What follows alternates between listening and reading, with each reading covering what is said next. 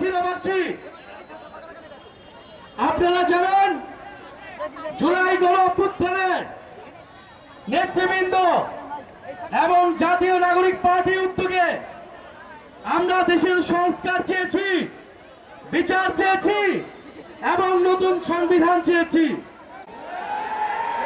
যারা পুরাতন বন্দোবস্তকে টিকিয়ে রাখতে চায়, যারা পুরাতন রাজনীতিকে টিকিয়ে রাখতে চায়, যারা চাঁদাবাজ এবং সন্ত্রাসকে টিকিয়ে রাখতে চায়, কিন্তু আমরা বলেছি গণ অভ্যুত্থানের পরে এত মানুষের জীবন দানের পরে তারা যদি মনে করে তারা আগের পুরাতন রাজনীতি করবে, তাহলে এটা এত সহজ হবে না।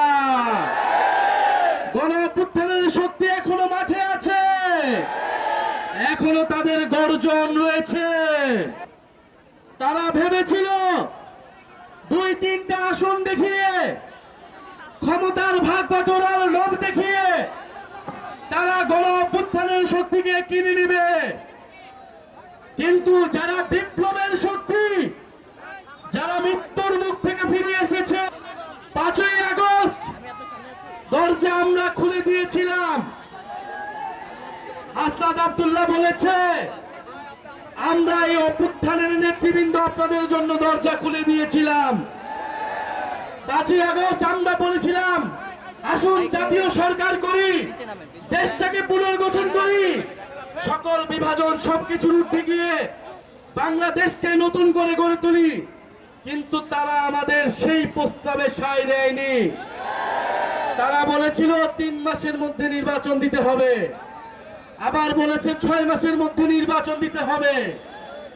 ক্ষমতার ভাগ বাটোয়ারা ছাড়া দেশ সংস্কারের কোনো বিষয়ে তাদের কোনো সমর্থন পাওয়া যায়নি। আমরা বলেছিলাম আমরা দেশের ভিতরে শত্রু তৈরি করতে চাই না, আমরা ঐক্যবদ্ধভাবে দেশ পুনর্গঠন করতে চাই।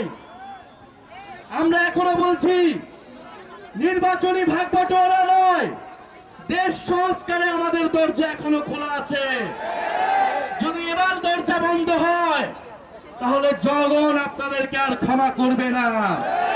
প্রিয় সাতক্ষীরাবাসী, আপনারা উপকূল অঞ্চলের বাসিন্দা, জাতীয় নাগরিক পার্টি কাজ করবে। আপনারা জাতীয় নাগরিক পার্টির সাথে থাকবেন। চাঁদাবাজদেরকে ভয় পাওয়ার কোনো কারণ নাই। যেই দেশের ছাত্র তরুণ জনতা 16 বছরের ফ্যাসিস্ট স্বৈরাচারী হাসিনাকে দিল্লিতে পাঠাতে পারছে, সেই দেশের ছাত্র তরুণ কোন সামান্য চাঁদাবাজদেরকে ভয় পাবে না। আমি যারা আজকে এই জাতীয় নাগরিক পার্টি, বৈষম্য বিরোধী ছাত্র আন্দোলন, জাতীয় যুব শক্তি এবং জাতীয় শ্রমিক উইং এর যারা আজকের প্রোগ্রাম বাস্তবায়নে সহযোগিতা করেছেন, আমাদের বোনেরা যারা এসেছেন এই রোদে